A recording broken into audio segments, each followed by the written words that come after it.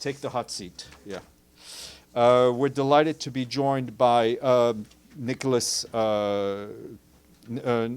Koumjian, the head of the Independent Investigative Mechanism for Myanmar.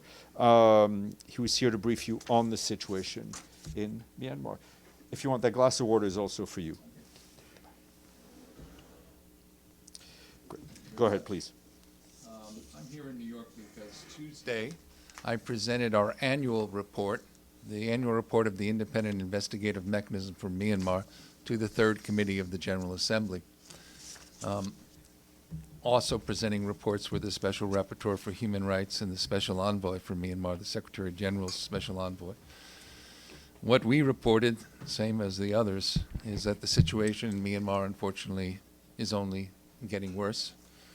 The intensity, the frequency, and the severity of war crimes being committed in the country is increasing.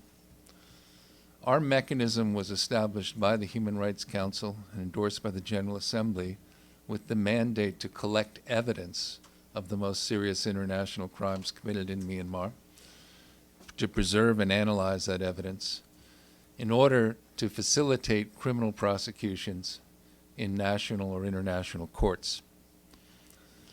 We have been doing that, and we were created largely in response to the crisis in 2017 when Rohingya were forced over the border to Bangladesh, more than 750,000 Rohingya. And at that time, that was what was not envisioned was the military coup in February 2021. So since that time, the scope of crimes that we have to investigate has greatly expanded, while unfortunately our resources have not kept up. We're sharing evidence about the Rohingya situation with several ongoing processes, including an investigation by the federal court in Buenos Aires, Argentina, also with the International Criminal Court, which is investigating because the Rohingya were forced over the border onto the territory of a member state of the ICC, Bangladesh, and that could constitute the crime of deportation. So the judges of the court have authorized an investigation in that regard. And the prosecutor in November of last year said he would be seeking arrest warrants against the commander-in-chief, and several others would be presented later. We also have shared evidence with parties at the International Court of Justice, where the Gambia filed a case alleging that Myanmar had failed to fulfill its obligations under the Convention for the Prevention and Punishment of Genocide. And that case now, the written proceedings closed at the end of last year. We anticipate hearings to start early next year. And I think that's a exciting development. We have shared evidence with both parties, and I believe our evidence will play an important role in that case. We continue to explore sharing evidence with other processes. One of the areas where we have done that, where we're looking at it, is looking at who is supplying the means for the crimes that are being committed, who is profiting. And we have seen some evidence of violations of sanctions laws in certain countries where material is being sent, military material, that's ending up in Myanmar. And we are talking to the judicial authorities, the national authorities in those states who have expressed an interest in our evidence. The elections, the so-called elections, are coming up and anticipated to begin, according to the current de facto authorities, in December. We're very concerned with what's going on with these elections. These are, I use the word elections, but there's elections without a choice, which I think is supposed to be a synonym of the word election. Recently, the military passed a law providing for punishment up to 10 years for those even protesting the election with the intent to destroy the process. We're very concerned with that. Also concerned because it appears the military, the de facto authorities, have included certain areas in the election that they do not now control, which may indicate an attempt to retake those territories. And what we've been seeing consistently in recent times is when the military goes on offensive, it starts with airstrikes, and these airstrikes, unfortunately, have often targeted areas that are simply civilian. We're also concerned that the elections, that it be clear that targeting election workers or those providing, facilitating the election can be a war crime. And we want to get the word out on that. Whether you agree with the elections or not, under the laws of war, only combatants can be targeted. So we want it to be clear that if people are targeting, opposition forces are targeting individuals simply because they're participating in the election in some way or facilitating the election, these are not combatants, and this would be a violation of the laws of war.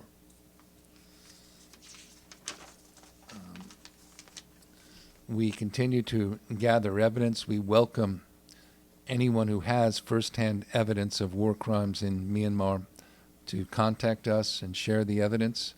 We don't care what the ethnicity or religion or nationality is of the victims of the crime or of the perpetrators. We're looking at incidents involving different armed groups in addition to the military. All are obligated under the laws of war to respect international law. With that, I'd be happy to take any questions. Thank you so much. Thank you for this. I'll open the floor for questions. Yes, please, Michelle, go ahead. Thank you. Michelle Nichols from Reuters. On behalf of the UN Correspondents Association, thank you for doing the briefing.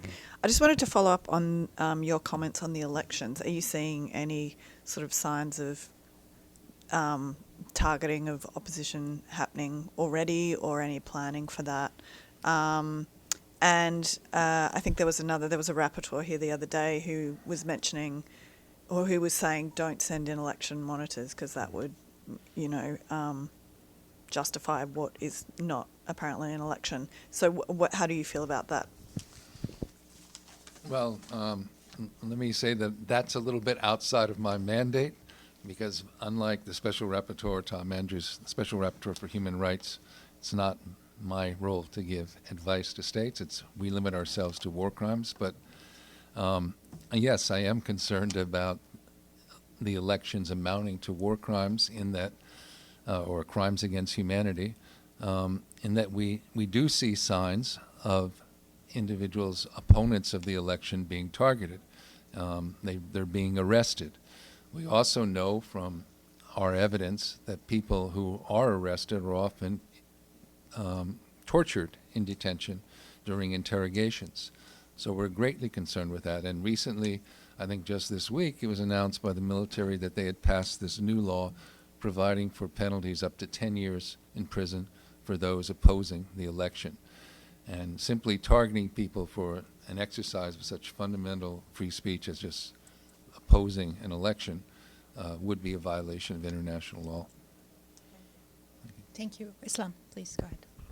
Thank you very much. Islam Doğru from Anadolu Agency. Would you let us know what is the latest figure in terms of civilians, how many civilians died in these conflicts, and also internally how many people displaced inside the country, also left the country? Thank you. Thanks. I really don't have those figures on the tip, because we really do not collect them. We're concentrating on finding the evidence of specific crimes, but certainly there's it's been reported that millions have been internally displaced or displaced over the borders. Just in regards to just the Rohingya, for example, while 750,000 were forced over the border in 2017, in the last couple of years, Bangladesh and UNHCR, I believe, are reporting that about 150,000 Rohingya have fled over the border to Bangladesh because of the currently ongoing violence, where Rohingya have been caught between the fighting between the Arakan army and the Myanmar military, and now increasingly also some Rohingya armed groups involved in that fighting. So and many, probably millions, have also fled Myanmar, now living in Thailand and in other countries in the region, which points out that this crisis in Myanmar is not just a crisis for the people of Myanmar. It has international dimensions. Other states are suffering from the burden of refugees. Other states also suffer from the increasing lawlessness in Myanmar. I think the special envoy for the Secretary General called it the capital of organized crime in the world. Scam centers and drug dealing are coming out of Myanmar, and they're affecting others in the region and even beyond. Thank you so much. Any other questions in the room? Gabriel, please go ahead. Thanks, Shireen. Hi, it's Gabriel Zondo from Al Jazeera English. You mentioned this briefly in your remarks, but I just wanted to get a little more detail. The genocide case is the one that was brought forth by the Gambia many years ago, right? Yes. Well, yes, 2019. 19. And your anticipation is, what's the timing next year? Do you have any idea? Well, normally I understand that the court would announce a date of the first hearing about 6 weeks before the hearing, but we're anticipating it early next year. Okay, thanks. And then one other follow-up is on terms of your evidence collection, are you satisfied that you've been able to collect enough to meet the threshold that you want to achieve, or are there certain challenges, and what is the main challenge? Thank you. Well, I'm certainly not satisfied that we have enough. I mean, of course, we don't expect we're going to collect all the evidence of all the crimes. There are simply overwhelming number of crimes being committed. So we have to prioritize and pick and choose. And the challenges are many, but they begin with our lack of access to the country. Unfortunately, the authorities are not cooperating with us. We can't go to the crime scenes. We can't access many of the witnesses. And even witnesses who are outside of the country now in some of the neighboring countries, we don't have the consent of those states to cooperate with us and allow us to collect evidence on their territory. And this does make it challenging for us. And the financial challenges, especially for next year, are really great. Despite the expanding number of crimes that are occurring, we have shrinking resources. We have normally been able to raise a couple million, $2 or $3 million a year in XP funding, and some of that has funded very fundamental aspects of our investigation, such as our open source unit that's able to gather evidence from the internet. And there's so much information now available. I've been doing this for 25 years, but this conflict, because it's going on today, there's so much information available on the internet. That wasn't the case in other cases that I investigated that involved crimes 10 or even 4 decades ago, 10 years or 4 decades ago.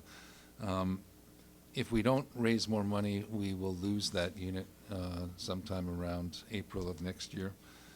Similarly, we have 3 experts on sexual violence and crimes against children.